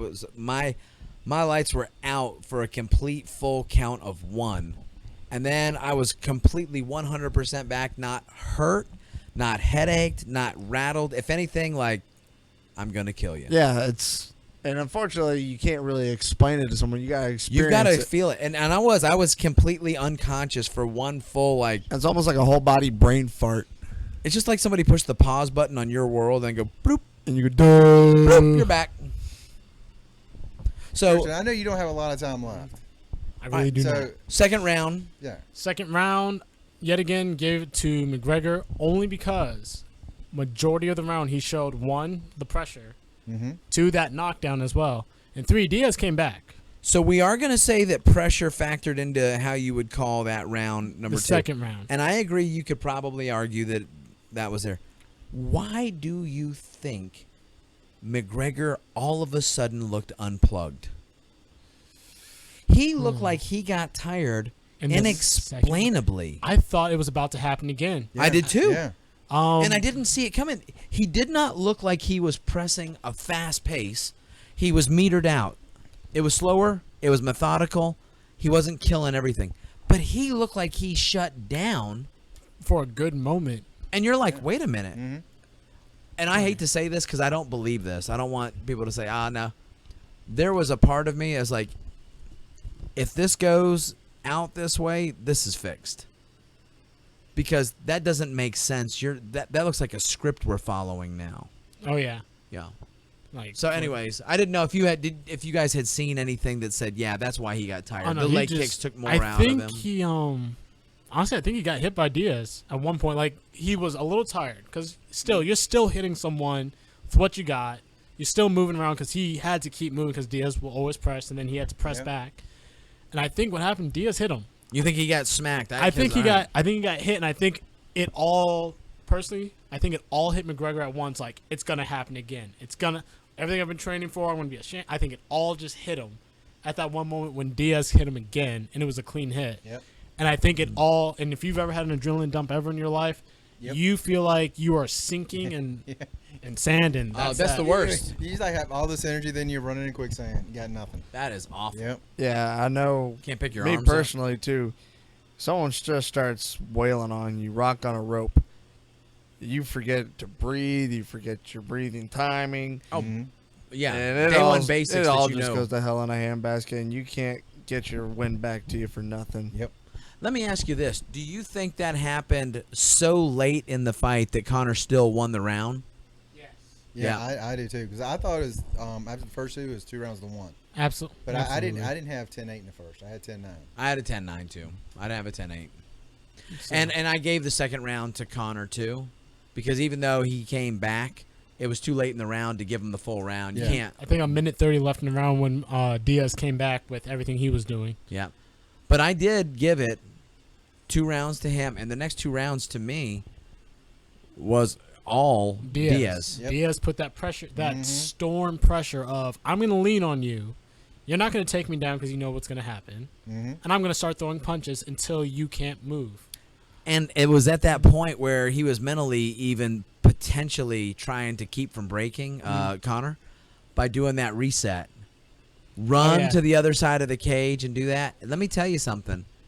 You could argue that could have been a 10-8 action. It could have been. Well, because think about it like this. He's literally running away. That's an arguable point. Now, to me, that kind of a thing, the ref dropped the ball. After the second time, he should have given him a verbal warning. And then say, if you do it again, I'm going to take a point. Even at least after the third, because he did it like 4 times. Well, let me ask you this: because in so many fights, like 3-round fights, you have somebody who's dominated the first 2, and that third round they're just running around, just trying to just finish the fight. Here's the difference, though. I don't see why that would be a difference. Here's the difference. The difference is that he turned his back, disengaged, and ran to the other side of the ring. If you would have faced back to the cage, belly to the center, and circled, I wouldn't have said a word. And in fact, I wouldn't have said a word if you did that for 5 minutes. But the fact you turn and run, In order to try and reset. But you know who also does that? Gustafson. yeah, a Gustafson? lot of guys do it, and I'm telling you, Yeah. I'm not about it. My coaches, I don't think I ever had a coach that said that was an okay thing to do. I was schooled, and you don't ever turn your back. I take that. I had one coach who used it as an attack by drawing for street fighting, where he would pretend to run, draw the guy in, and then jump sidekick the guy. Calvin Buck, rest in peace. Yeah, that would work. Get people to chase you. I'd do that when I was little. I wouldn't jump kick people, but I'd run and then just drop, and they'd flip over me. Well, he would do that to us because the students, we'd always want to go with the coach, and we'd bring it, because, I mean, he was really good. And we were, like, just trying to get, a piece of Miyagi, like, I'm going to take him. And we'd see him running. We're like, oh, I'm on you now, man. And we start running after him, and before we know it, he's, like, sidekicked us in our gut because we ran into it. But he literally would turn and run like, ah. So first 2 is Connor. Next 2 are Diaz. Let's talk about the 5th round then. Yep. I don't know. Tough one, too. Me too. That is a tough one. I'd call that a tie. You know what? I could see that. I call it Diaz. I do too. At the end of that round, if you had to put it on me, I'm giving it to Diaz for the takedown. I'm giving it to Diaz for the takedown, and he was the aggressor. I mean, he had him He on the was cage the the whole aggressor. time. How do you not give him a 10 on that? I had it the other way. Really? For Connor in the 5th? Yeah. How come? I just thought he did more. Now I will say this: the takedown right at the very end, I was like, that might change it. I But was the convinced rest of would. it, I gave it to Connor. It might have, but I agree there with D. Like I said at the start, you can stalk someone down all day, but if you keep getting hit, Yeah. and you get clearly hit more than the other person, you can charge all day. Judges will see it in the other favor. Now, the reason I gave the first one 10-8 was because you got dropped twice. Whether or not it was a slip or not, his fist made contact with your face, and then you hit the ground. Yeah, I agree. All judges in that moment, boom. Maybe they watched the replay like, maybe. But that round, Diaz didn't drop, but at the same time, he was getting picked more and more. However, I will call it a tie because he was putting that pressure, and when he did pin him up against that cage, it was shot after shot that Diaz fired off, and then with that takedown. So it's all on how you want to score it, but at the same time, it's also... Connor turned one and then got put right back up against the wall. Against the cage. I'll tell you, the one thing that surprised me more than anything was the fact that when I looked at the significant strikes, in a couple of those later rounds, Connor had more than Diaz, and I would have thought for sure if I'd have counted that it would have been the other way around. Mm-hmm. Well, what do they deem as significant strikes? Are they counting those shots that you throw up against the cage? That's it. And that's what brings the final point, too. The reason I didn't lose my mind and say, oh, it was fixed and all of this and stuff, when you leave it to the judge's hands, it's an opinion. Yeah, it's a coin toss. It's an opinion. It's an opinion. Mm-hmm. He didn't finish you, but you didn't finish him. And I've always said that. Do not cry if you take it to a decision. Because if you do, you're leaving it to guys who might not even understand what they just saw. Yep. That's how you get Yeah, karate that's teachers. They got boxing judges still in there. I've always said this, not always, but I remember hearing someone say it's not a couple years ago. It's like, you got a lot of guys that have competed for a long time. Why can't those guys be judges? Oh, perfect idea. Get Don Fry in there, Dan Severn, get Hoist, get these Joe Silva. Yeah, Chuck Liddell. Couture. Put him out Couture. there. That would make the most sense. It would make It the would. most Does sense. the great But I one do say it? see the one- That's the crazy. problem. It makes too much sense. Yeah, crazy. One, it That's makes right. too much sense, but the other problem is you might get favoritism. You might get that guy that was a huge grinder. Yeah, you know what? I never even thought that. That is a That- good yeah. point, Christian. You might get that guy who's a huge grinder, and Well, always he might like, emulate your style. yeah, and Mm-hmm. then you'd be like, oh, definitely him. You might have that guy that's a striker, and then other guy takes it to the ground, but the other guy was doing so well striking. Guy that was a ground a guy. really But good point. here's my thing, though. I would take that chance against someone who is just judges boxing. I couldn't agree more. I hate that they have old boxing judges come in and you do got, it. You got some people that are like 60 years old and they grew up with boxing and they don't really. They got a know the fedora and game. a cigar, and it's Yeah. like, are you kidding me? You're Yeah. a caricature. All right, Well, so even though still, I mean, even with like those hair time, when someone's getting their butt handed to them, whether stand up or ground, if you guys sitting on top of you just beating the daylights out of you for the whole 3 minutes, you know who the winner is. Well, that's one thing, but in like this case, you just see two guys plumping each other. If you know the game, you can tell this. If you've been in there and I think you got a better chance of getting it right than some of these people that don't know what they're looking at. yeah. Hey, and Go ahead, Christian. Go ahead, Christian's got to get ready to go. Yeah. I Sorry, got guys. one more He's gotta point go before work. you leave, but make your point because we can close it up right now. All right. Last point I'll make is I honestly think the biggest thing is a lot of judges, especially watching the years of UFC go by and people getting mad at ties, are very, very reluctant to give us even score. Yep. My personal opinion, I was going to say tie. I'm not a judge, so I get to be relaxed. I'm like, you know what? It's not so much as I think both of you did the same. I think the problem was none of you did anything that made you significantly stand out Legitimate. over the other. Yeah, the only thing that was significant about it was the first two knockdowns. That Yeah. was the most significant things, and if I had that alone to judge it on, I got to give it to Connor. And that's the That's biggest why I don't thing. cry about it. Yeah. So when it came down that fifth round, there was nothing anyone did over the other to make them show like I am dominant this round. It's more of you guys are dead tired and you're going at it and you look pretty even to me. That's why you got that 147-47. Yeah. That's right. Well, depending on how that other judge scored the other ones, but that's how you get 47-47 Well, they the had a majority of 10-8. draws. And Yeah. that's how, So they that's had how 10-8, tie. so yeah. Yeah. So then, Because I was like, I don't remember seeing a 10-10 because they just do it so rarely. Yeah. yeah. Well, all right, and that brings up the final point to wrap this up.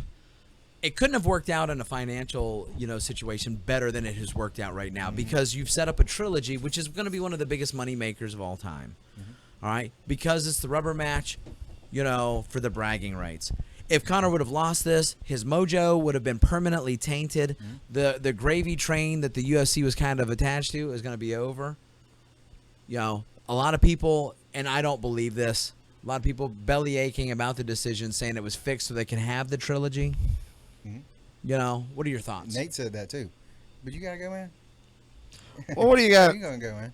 Anyway. Hold on, we got to say goodbye to Christian. Christian. He Christian. Stick around because he has to go to work. Goodbye, Yeah. guys. And This was fun. thank you for being our what's the guy back in the day? Nostradamus. Nostradamus. I have Nostradamus over here. Oh, picking yeah. the fights. If I had known that, I would have made some money on that. Like I said, it was close. Uh-huh. It could have gone either way. Yep. But But I it just didn't. I Nostra. figured honestly Conor was just going to realize probably around the second round Mm-hmm. you can't keep stalking this guy down. I just want you to Okay. know that the next time the fights come around, before I place my bets, I'm going to confer with Yes. you a little So bit. don't do that because I more. might be wrong. Dude, right? Because the That's why- fight's- Hey, there's a 50-50 chance. A fight's a fight. Anything can still happen. Yeah. Conor could have knocked him out with a lucky punch. McGregor could have taken him out in the first round. I always tell people, if you want to make money, come listen to my predictions and do the other Bet thing. against it, yeah. All right. I'm right there with you. Christian, have a good night, man. Thank you for coming Thanks in. for sticking around, and if you get fired, You're it's simply Troy's incredible. fault. Thanks, brother. Appreciate it, man. I Later, do Haas. want to talk a little bit about the post fight as well. Okay, go. Did you guys see the post fight? Yeah. I watched a little bit of it. Yeah, I watched pieces. And first of all, McGregor could barely walk from those leg kicks. That he was I saw throwing. that. I already broke his leg. And I heard he had to go to the hospital right after. Well, here's the thing. I heard two different things, and the follow-up thing didn't make sense. The first thing I heard is he broke his foot. Mhm. He said it was his shin. Yeah, that's what I heard him say. But then yesterday, after it was all checked out, they said again it was his foot. Yeah. So I don't know what it was. And one thing that the Diaz brothers, I love their style. They go in there and they put it all on the line. You gotta love that. They take a butt whooping, but they give it right back. But the one thing that I took from that post fight was I'm honestly worried about Diaz. About Why? I wonder if he's taking too many to the head. And The way he was talking. the way he was talking, he sounded at times. That's him like- all the time. You go Yeah, but I no. will say it was and noticeably it sounded accentuated. noticeably worse. And if you look back a couple You years, mean he didn't sound like, yeah, we gotta go in there, we gotta do a thing. I mean, there was just some of the stuff he was saying. It just made me go, has he taken too many? And these fighters, I really worry about them more than boxers. Oh, yeah. If you got these 4-ounce gloves, Yeah. taking headshots, as many as he took, and as many as he's been taking, I worry about CTE later on. with Oh, these that guys. quick knockout, it's a whole lot healthier. Yeah, but he did not take a quick knockout. That's my point. Right. I mean, it worries about me, these guys long term. And we've talked about this before. I never want to see these guys injured and Yeah. long term hurt. Even if I don't like them as fighters. It doesn't matter. So, I don't want to see him yeah. injured. And some of the stuff he was saying, when he was talking to Ariel Helwani, I heard it, yeah. and I was just like, dude, I mean, he's like, Yeah. hey man, you got fired, and who let him in? Yeah. And like half the time I'm like, most of the time I have little parts where I don't understand what he's saying, but there were times I'm like, I don't know what this guy's. Some of that heavy accent, especially that. Yeah. Well, some of that, plus he's exhausted, plus Yeah. he's probably not caring about anything anymore. He's like, whatever, man. He's Yeah. carrying on Twitter now. Have you seen that? No. No. Oh, he's running that mouth hard on Who, Twitter. Diaz? Oh yeah. But Fights you didn't fixed, even I'm too real. He's like, you didn't even win the real fight. I won the real fight the first time. Yeah, let me pull it up. And they go drop it down smart. to I hate to say it. 155 for the next one. But it's smart. It's good But, business. Yeah, I Yeah. mean that's just one Show of the those little pop. things that long term I worry about guys I do that too. those warriors Yeah. that are in there really taking the pounding to keep on going. Yeah. Yeah. I And mean, that's just one of the things I just want to throw out there. I mean, those fighters, and it's sad for some of the ones that will, like, because Gary Goodrich is going through this right now, Yeah. one of the fighters in the Mhm. UFC, and I think we're in kind of like new territory. You don't know what the damage that these guys. I mean, we're gonna have to see it play out. I mean, and for me, I really think about Muhammad Ali. Yeah. And- Yeah. Right. and- You and can't not. what he went through, and toward the end of his life. Well, not toward. I mean, the last like 15 years of his life. Mm-hmm. And Right. and I worry about these guys. Dude, yeah, you I can't. mean, but again, can't help it. respect what they do in there. I definitely do. Yeah, here he is. Haha, you didn't even win. And then by this time, last fight, I already expected the rematch. I'll be coming for you. Mm-hmm. Dude, I What do can't you think wait about to them see. dropping to 155. I think it's funny that Conor McGregor. It's actually a decent mental tactic Mhm. to make it like a big deal. Like he's trying to put himself in a position of having a huge feat that he has done by going up and challenging the bigger man. Yeah, Nate fights at 155. exactly. That's exactly what I was thinking. I was like, okay, that's his ballpark right there. It's a tactic. I mean, it's a calculated.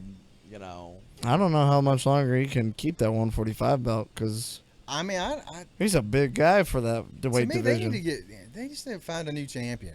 This is ridiculous. I mean, and I will give him this. He said, well, I mean, the guy that's got the interim knocked him out in 13 seconds. I'm like, well, go back down there and do it. Yeah, well, Or just say, here's the belt. I'm going on to 155, 170, wherever he's going. he doesn't belong at 170.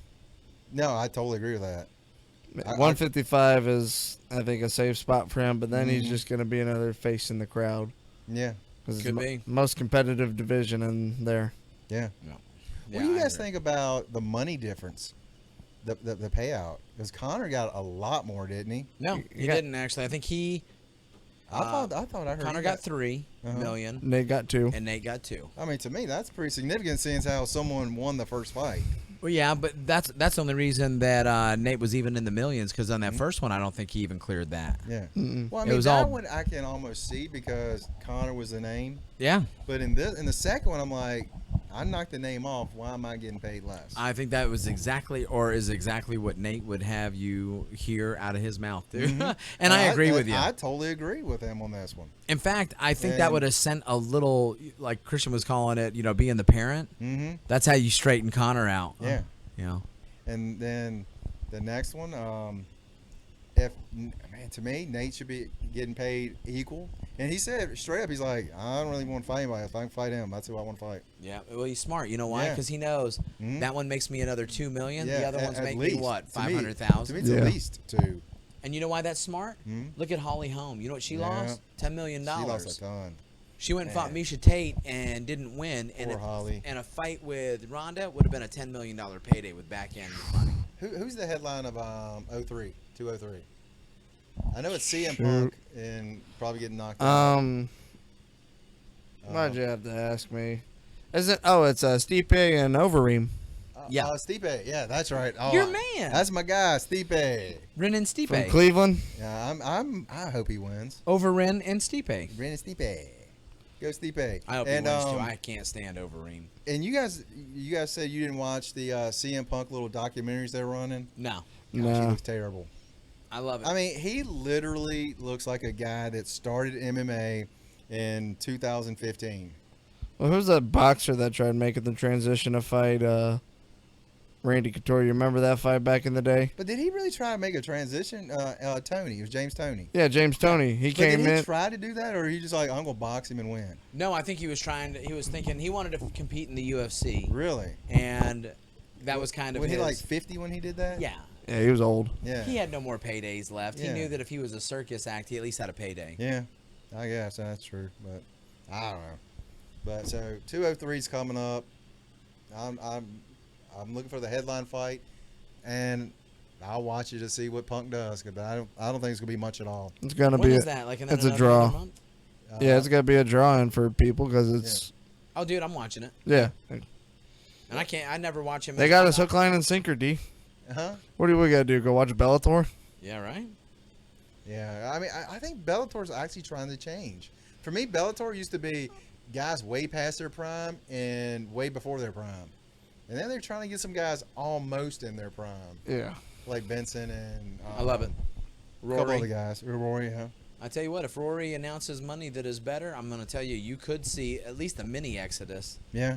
You know, if the money's there and they say, hey, if we swing this thing, we'll all And get I paid wonder better. if that was it $4 billion. Yeah. I wonder if that's gonna be like, dude, we can't pay people as much. We got to make some money first. Well, you know what? Potentially. $4 But I think billion. I mean, if you look at your accounts receivable and something like that, they've already got the numbers. The worked to where- WMING. I mean, it's a multi-million-dollar entertainment company. They got 9 different projects going on the whole Oh, time. dude, They got that's- money coming They're, in. yeah, they're a conglomerate. Yeah, but do you think some of those guys are going? Well, these people aren't worth as much. Because I remember, Could be. I remember WCW. The reason they ended up going under is because a different company come in and bought. Was it Time Warner? Bought whatever. What's his face used to have, but Turner what he used to have, Yeah. and start changing stuff on them. They wouldn't give them the money, and that's why they collapsed. And $4 billion. That's a lot of money. That's a lot of money. I mean, if you're That's why not MC bringing- Hammer Yeah, collapsed. if you're not bringing That's because he bought a golden Kind of toilet an and sink. entourage. bro. legitimate. He had a golden sink and toilet. Well, you gotta have one. Italian marble from Italy, because it was Italian. Oh, it's from Rome. No, it was from Italy. Different place. That's not the Greek. It's still a rock, right? Get him to the Greek. It's still a rock. It's the Greek. The bank took Dwayne? it back and said, Dwayne the Rock. "You can't touch this." That's All right, let's close it up. Let's close it up. all we got tonight, guys. Anything else, fellas? Hey, I want to thank our special guest Kyler Winters for being out here. Kyler's here. Enjoyed it. Kyler has a fight coming up, by the way. If you're local, September 17th, Kyler in makes Lynchburg, his MMA Virginia, debut. at Phase 2. Get ready there. for the fireworks. I will be there signing autographs. Yep. Yeah. I will bring my own Sharpie. Are you wearing the wetsuit? Not this time, sorry. Dang, We're saving that for San Diego. We got to save it for San Diego. Comic Con. Yeah, if we ever get invited to Comic Con, if we ever get there. He's going to wear a wetsuit with a big white D painted on it Yeah. and walk around with fins and doing interviews. trying to interview women on the beach. That would go viral. That would hit Yeah. viral. I don't know For which the direction it would millions. go. And Millions. All right, let's close it up. Yeah. All right. That's all we got, fellas. Anything? Good to go. Last call. And you guys have an incredible day. See ya! Later.